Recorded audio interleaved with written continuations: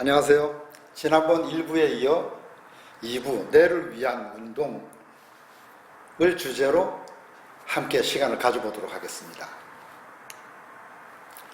1부에서는 똑똑한 뇌 만들기를 했죠. 2부에서는 뇌를 위한 운동, 뇌가 좋아하는 운동은 어떤 것일까? 얼마나 많이 하고 얼마나 강하게 하는 게 좋을까? 그리고 마지막에 있는 잠입보약이다. 관계가 없을 것 같기도 한데 관계를 지어보겠습니다. 뇌가 좋아하는 운동은 어떤 운동일까요? 유산소 운동일까요? 걷기, 보통 걸음도 좋고 빠른 걸음도 좋습니다. 달리기도 좋고요. 물론 자전거 타기나 수영도 좋습니다. 그런 유산소 운동이 좋고, 그리고 근력과 스트레칭, 세 번째 손사용 운동, 이것이 다 좋습니다. 다 좋습니다. 손사용 운동을 빼고 유산소 운동과 근력 스트레칭을 비교해 본다면 근력과 스트레칭을 병행해서 하는 것보다 유산소 운동을 하는 것이 효과가 더 좋습니다. 그러니까 시간 관계상 하나를 선택한다면 유산소 운동 쪽을 택하셔야 되고요. 그리고 시간이 받쳐준다면 근력과 스트레칭을 같이 하는 것이 좋습니다. 왜 그런가 하면 뇌의 입장에서만 바라볼 건 아니거든요. 우리는 뇌를 잔뜩 키워놨는데 심장이 고장이 나면 안 되지 않습니까? 당뇨가 생기면 안 되지 않습니까? 그러니까 유산소 뿐만 아니라 근력과 스트레칭을 함께 하는 것을 저는 권장을 합니다. 자, 3번에 손사용 운동이 있었는데 손사용 운동이 과연 뇌에 큰 도움이 될까? 자, 한번 보시죠. 아까 보신 대뇌입니다. 대뇌. 그리고 손에 뇌줄기. 대뇌 요 귀쯤에서 쭉 올라가다 보면 이렇게 요 부분쯤 돼요. 그 앞부분하고 뒷부분 나눠서 보자면 앞부분은 운동을 담당하는 것이고 뒷부분은 감각을 담당하는 것이죠. 그러니까 팔을 이렇게 꼬집으면 어디가 아플까요? 여기가 아픈 거죠. 만약에 이 부분과 연결이 되어 있지 않다면, 세포 간에 연결이 되어 있지 않다면 팔을 꼬집어도 여기서는 아픔을 못 느낄 겁니다. 자, 아픔을 느꼈으면 생각을 해야 되겠죠. 생각하는 데에서 왔다 갔다 할 거예요. 왔다 갔다 하다가 어디로 가느냐? 팔을 치우자. 이쪽으로 연결이 돼요. 그러면 여기에서 명령을 주면 팔을 치우게 되는 거죠. 자, 그런데 이 부분을 이렇게 나눠봤어요. 부위별로 과연 얼마나 많이 넓게 분포되어 있는가 봤더니 이 영역의 32%가 손을 담당하는 곳이래요. 17%가 입을 담당하는 곳이라고 합니다. 그러면 손과 입 두 개만 사용을 해도 거의 반을 쓰는 거예요.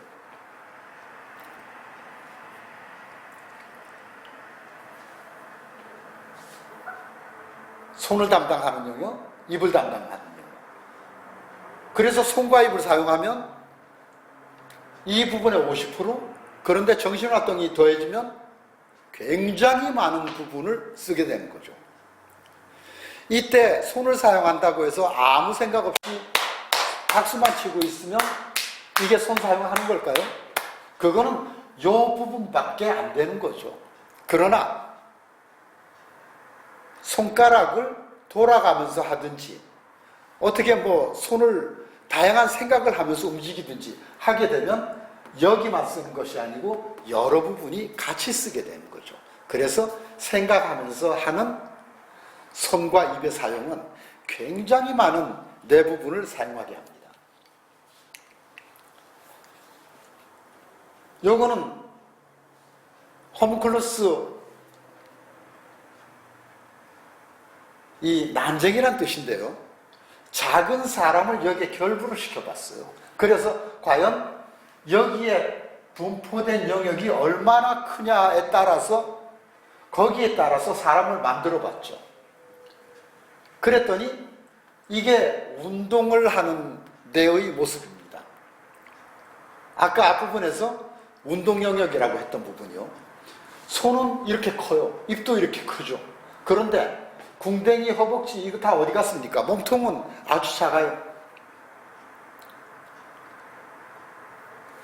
그래서 손과 입을 사용하는 것이 도움이 된다는 말씀이죠.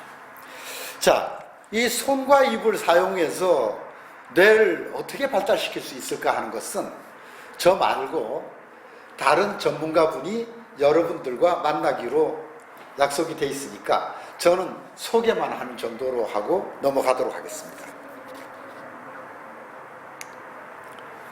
자, 이제 유산소 운동으로 돌아왔습니다.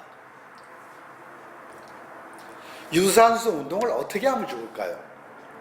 내가 집 거실에서 리모컨을 어디다 뒀더라 하고 이렇게 어슬렁거리면서 걸어다니는 이것도 과연 유산소 운동이라고 말할 수 있을까요? 굳이 말하자면 다리 근육이 움직여졌고 에너지를 썼으니까 유산소 운동이라고 할 수는 있겠지만 우리는 보통 그것을 유산소 운동의 범주에 넣지 않습니다.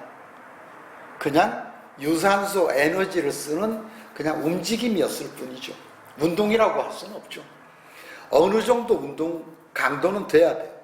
예를 들어서 출근하기 위해서 씩씩하게 걸어간다든지 전철 타러 가는데 뭐 바쁜 일은 없지만 그래도 활발하게 걸어간다든지 하는 정도는 되어야 그래도 운동이라고 우리가 표현을 하죠. 그런데 강도가 높은 운동이 더 좋은 효과를 나타내요. 그냥 걷기보다는 빠른 걷기를 하면 더 큰 효과를 나타냅니다. 관절이 괜찮고 나이가 받쳐주고 심장이 괜찮다면 달리기를 하면 더 좋은 효과를 나타내죠.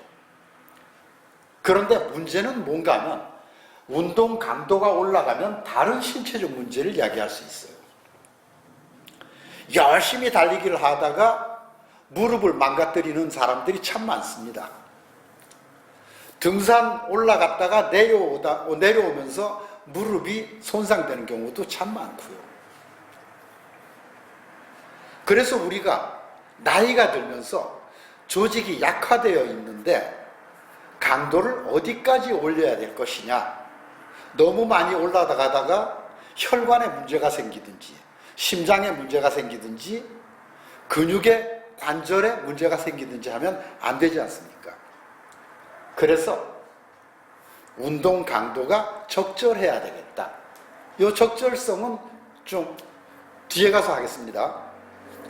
그 다음 정신활동이 함께하는 운동을 하는 것이 좋겠다.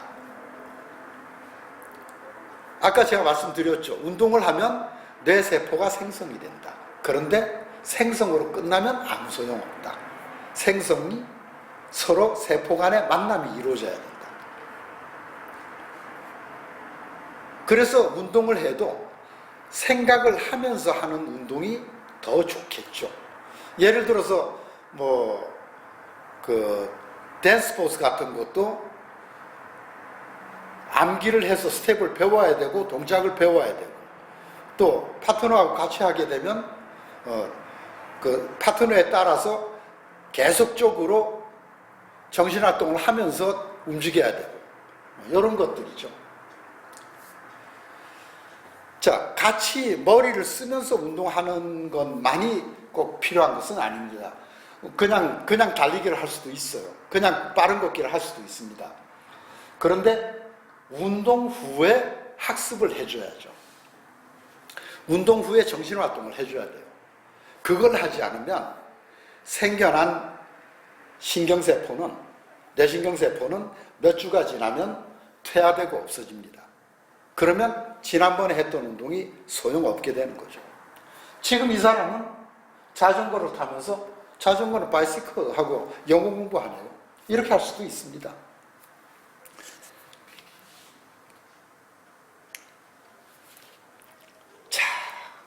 잠시 휴식을 하시면서 기호익기 검사 지난번에 했던 것 한번 추가적으로 더 해보시죠. 지난번에는 1, 2, 3, 4 이렇게 숫자로 연결을 했는데 이번에는 숫자와 월화수가 같이 있네요. 1, 2, 3과 월화수를 묶어서 1월 2화 이런 식으로 연결을 해봅니다. 1월 2화 3수. 자, 이제 다 미리 예측하실 수 있겠죠? 그 다음번에는 복잡한 것이 나오리라는 것을. 여기가 시작이고 여기가 끝입니다. 자, 준비되셨나요? 시작!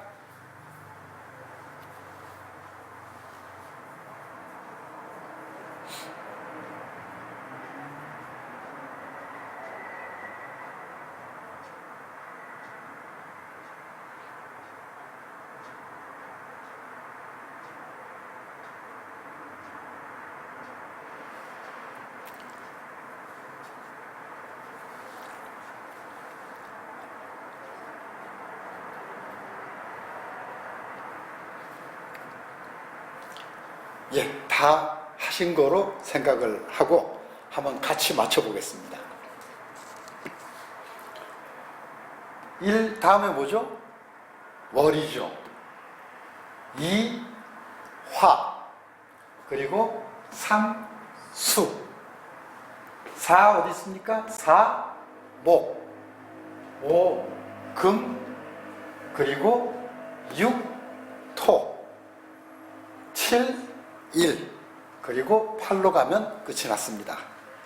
자, 다 잘 하셨을 거로 기대합니다.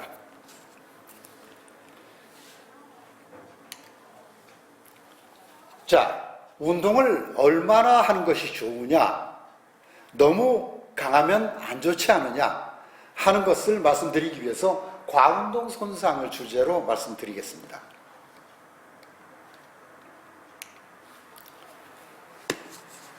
자, 요 실선은 건강 혜택입니다. 점선은 상기도 감염 위험도예요. 먼저 건강 혜택부터 한번 보도록 하죠. 여기에서 시작을 합니다. 평균이에요. 건강 혜택이. 그런데 운동 양이나 강도가 많아질수록에 건강 혜택이 올라가죠. 그런데 어느 정도 올라가더니 운동의 강도나 양이 더 많아지니까 내려갑니다. 어디까지 내려가죠? 원래보다 더 많이 내려가요. 그러니까 운동을 적절하게 하면 매우 많은 건강적 혜택을 받게 되는데 운동을 지나치게 하면 도로 내려간다. 매우 지나치게 하면 안 하니만 못하다. 자, 점선을 볼까요? 상기도 감염이라고 하면 그냥 우리 쉽게 생각해서 코감기 정도로 생각하시죠.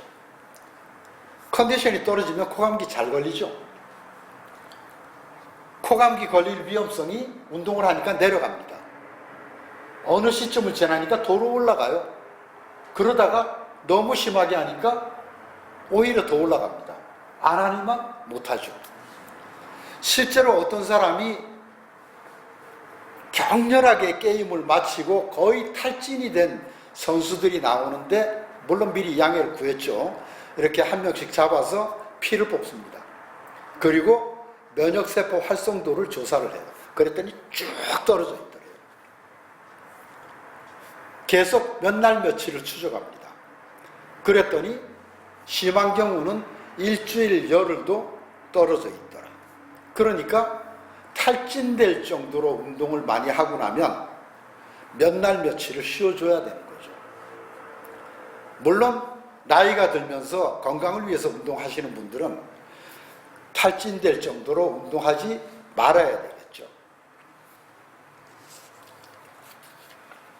일정 범위 안에서는 운동의 강도나 양이 증가할수록 여러 가지가 좋아지지만 과도한 운동은 오히려 악화시키는 결과를 가져오게 됩니다.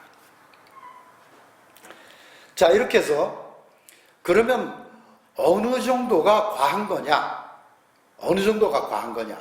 이거를 알기 위해서 제가 두 가지 측면에서 얘기를 하도록 하겠습니다. 아까 앞 슬라이드를 잠깐 보시면 여기 급성운동손상과 만성운동손상이 있었죠. 그렇게 두 가지로 나눠서 말씀드리도록 하겠습니다. 급성운동손상은 지금 당장 문제가 생길 수 있는, 어떤 분들은 꽤 오래전 얘기지만 인천 연수동 쪽에서 마라톤 시합에 참여했던 50대 남성분이 사망한 사건이 있었어요. 마라톤은 건강을 위해서 매우 좋은 운동이긴 하지만 시합에서는 나 아니면 대신 뛰어줄 사람이 없기 때문에 위험할 수 있는 운동이기도 합니다. 자, 지금 여기서 나온 대로 즉시 운동을 중지해야 될 경우입니다. 심장이 비정상적으로 빨리 뛰거나 통증이 있는 경우. 자, 운동을 하면 심장이 빨리 뜁니다. 지금 우리 심장이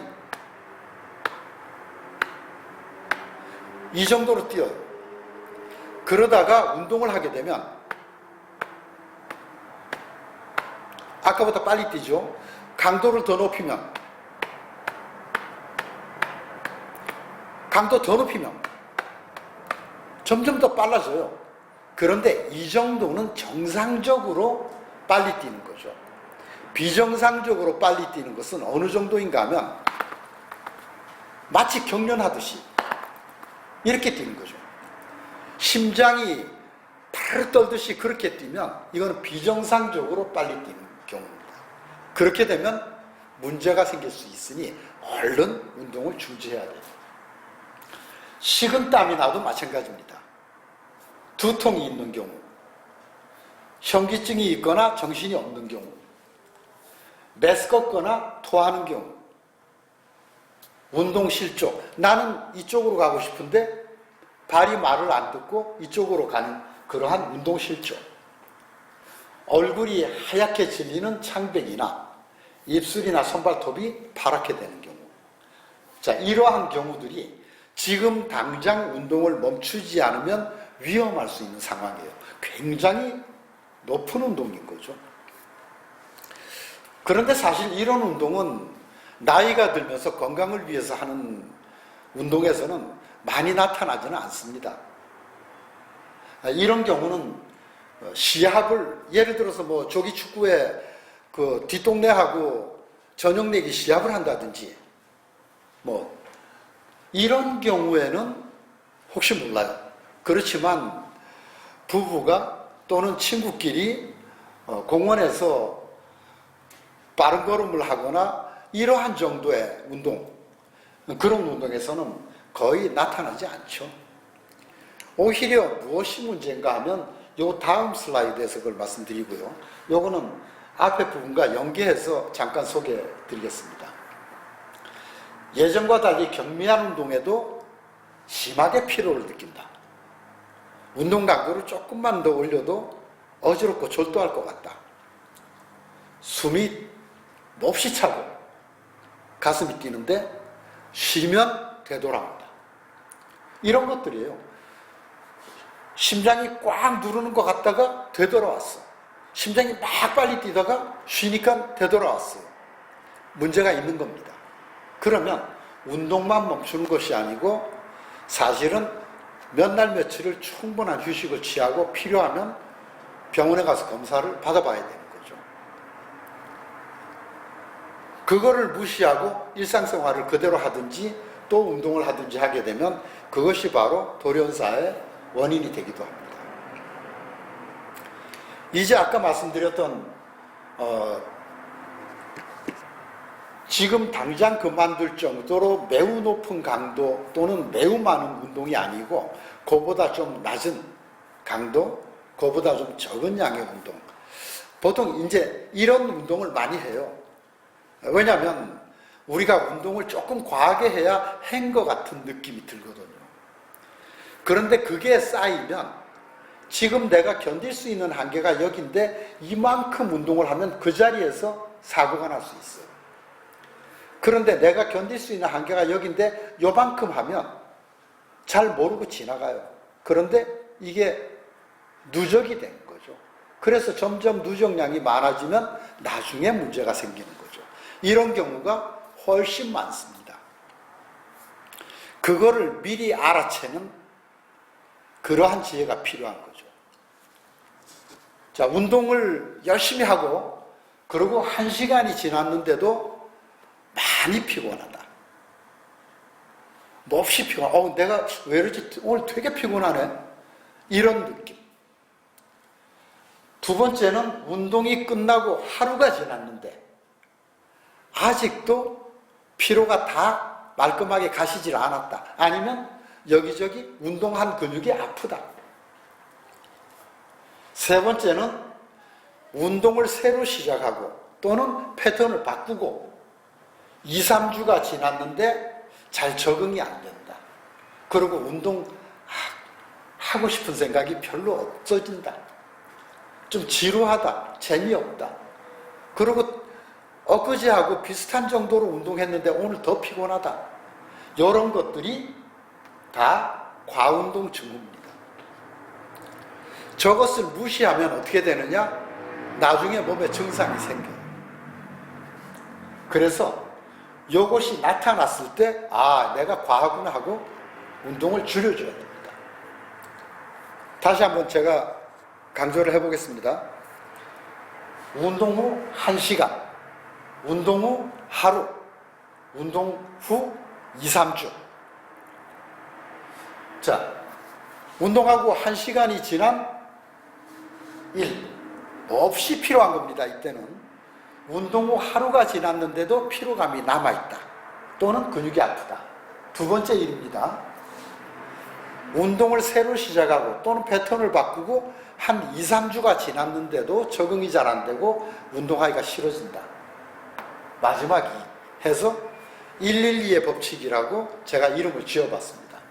여러분들이 이 112의 법칙을 잘 기억하시고 과한 운동하지 않고 건강 잘 지켜나가시기를 바랍니다.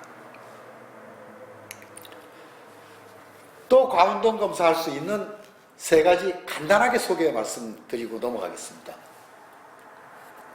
혈압, 맥박, 체중. 앞에 설명드린 것은 내가 느끼는 것들이죠. 지금 이것은 뭔가 하면 측정해서 숫자로 나올 수 있는 거죠. 혈압을 재거나 여기 손에서 맥박을 재거나 또 체중을 재거나. 그런데 이 3가지를 측정할 때 주의하실 게 있어요.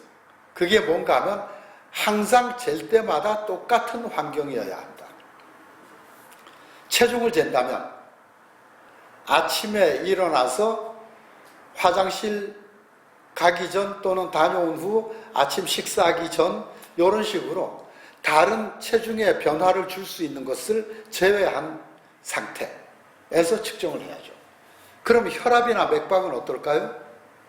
혈압이나 맥박은 스트레스나 과로 또는 기온, 온도나 습도 여기에 영향을 받을 수 있어요. 그래서 같은 시간에 가능하면 같은 장소에서 온도나 이런 것이 비슷한 상황에서 그렇게 측정했을 때 혈압이나 맥박이 많이 차이가 나면 어떤 분은 오르는 경우가 있고 어떤 분은 내려가는 경우가 있습니다. 둘 다 문제가 되는 거예요. 많이 차이가 있으면 그러면 내가 컨디션이 지금 나빠졌구나 이렇게 생각하시면 돼요. 자, 마지막 주제. 잠이 보약이다. 지금까지 운동에 대해서 말씀드렸는데요. 운동을 하면 사람들이 몸이 좋아진다고 합니다. 그런데 사실은 지금 운동하면 몸이 나빠져요. 운동을 하면 산소를 많이 쓰고 이산화탄소를 많이 만들고 또 산성물질을 많이 만들기 때문에 피가 맑아지는 것이 아니고 탁해지는 거죠. 운동을 하면 근육이 운동하는데 칼슘이 필요해요.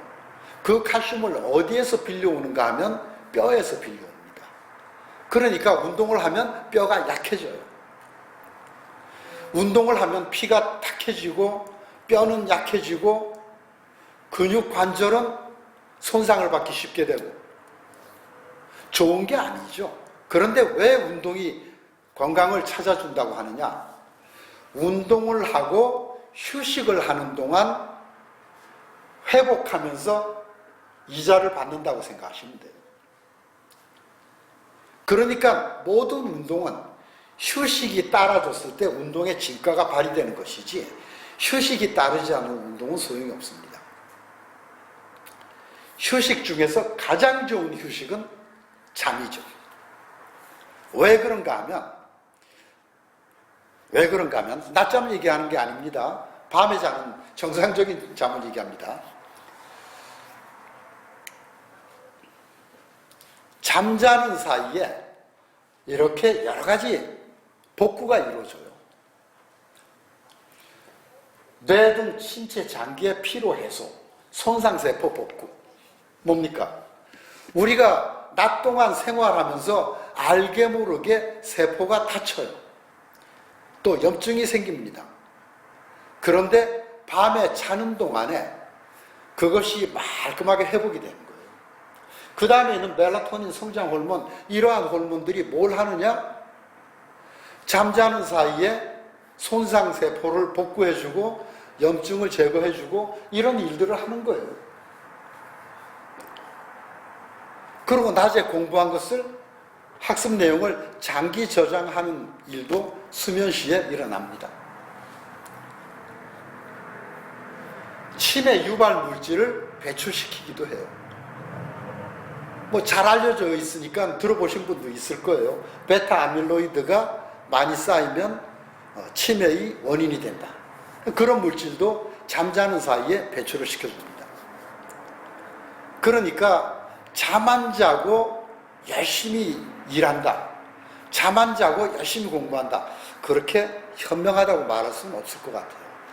수면은 기본적인 것은 꼭 채워줘야 우리 세포가 복구가 되고, 물론 그 세포에 뇌세포가 꼭 포함이 되어 있습니다. 그래서 뇌 기능도 정상적으로 유지가 되는 거죠. 이렇게 말씀드리면 또 이런 분도 계실 거예요. 누가 안 자고 싶어 안 자냐? 잠이 와야 자지.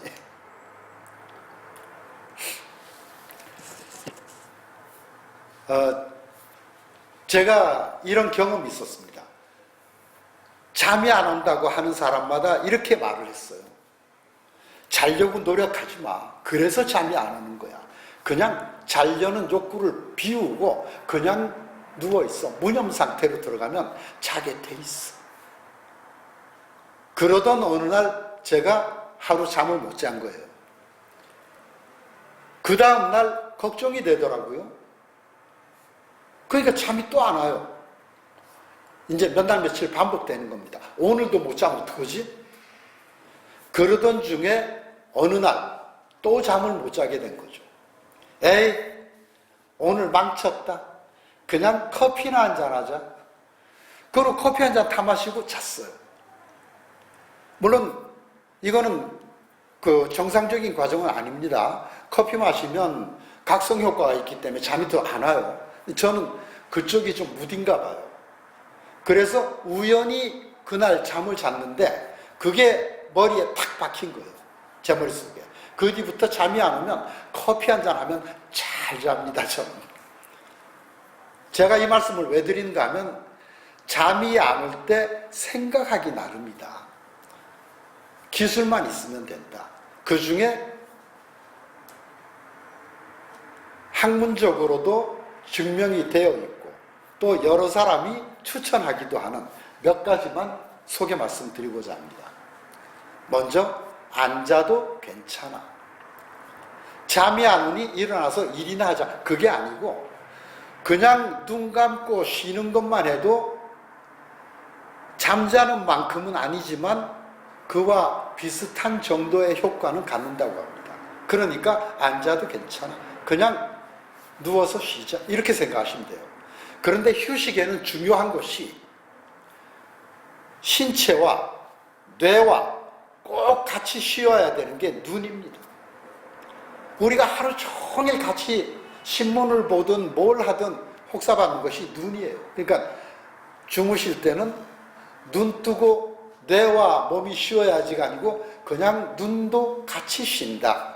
이렇게 생각하시고 앉아도 괜찮아, 효과 있대 이러고 누워있다 보면 저 같은 경우에는 깨보니까 아침이더라고요. 자, 세 번째 것을 보면 근육이완법이라고 되어 있죠. 이것도 아주 효과가 좋습니다. 몸에 힘이 빠지면 뇌 기능도 정신활동도 이완이 돼요. 정신활동이 이완이 되면 잠이 잘 오는 거죠. 그래서 사람이 마음이 편안하면 근육이 이완되지만 반대로 근육을 이완시키면 마음이 같이 편해지는 경우가 많습니다. 마음, 뇌와 육체는 같이 가요. 그래서 근육을 이완시키는데 이완시키는 방법에는 두 가지가 있죠. 한 가지는 스트레칭을 하는 방법입니다. 또 한 가지는 근육에 힘을 꽉 줬다가 푸는 방법이에요. 저는 주로 두 번째 방법을 씁니다. 사람마다 다 개인차가 있으니 각자에 맞는 방법을 쓰시는 게 좋겠죠.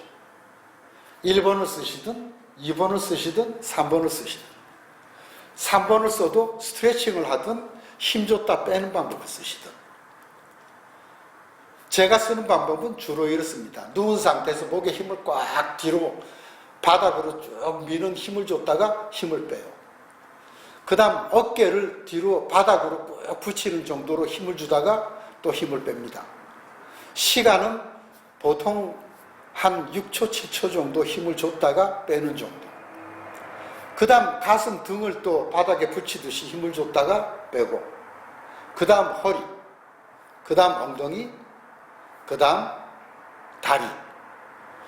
이렇게 돌아가면서 한 6, 7초 정도 부위별로 힘 줬다가 힘 빼고, 또 다음 부위 힘 줬다가 빼고 하는 거를 한 2세트 정도 하고서 이렇게 긴장을 풀면 저는 자만할 때 굉장히 많은 효과를 받습니다. 자, 여러분들 맞는 방법으로 수면에 진정한 효과를 보시기 바라고요. 이렇게 해서 제가 공식적으로 강의는 마치겠습니다. 그리고 마지막으로 한번 소개해드리고 끝낼까 합니다. 영국의 캐서린 헤슬렘 박사라는 분이 이런 연구를 했어요. 60세에서 70세 노인들을 대상으로 반반 나누어서 이쪽 반은 자기가 젊었다고 생각해라. 지금 당신 나이보다 한 10년, 20년 젊었다고 생각해라. 나머지 반은 당신 나이보다 10년, 20년 많다고 생각해라. 그리고서는 기억력과 인지기능 검사를 한 거예요. 그랬더니 젊었다고 생각한 집단에서는 검사상 치매에 해당하는 사람이 14%가 나왔고요. 자기 자신이 늙었다고 생각하고서 검사에 임했던 사람들 집단에서는 치매에 해당하는 점수에 포함된 사람이 70%가 나왔다고 합니다.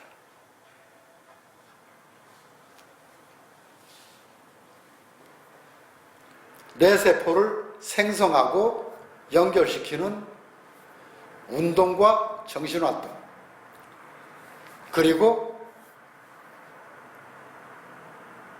긍정적인 마음가짐으로 여러분들 건강한 뇌를 유지하시기를 바라면서 강의를 마치겠습니다. 감사합니다.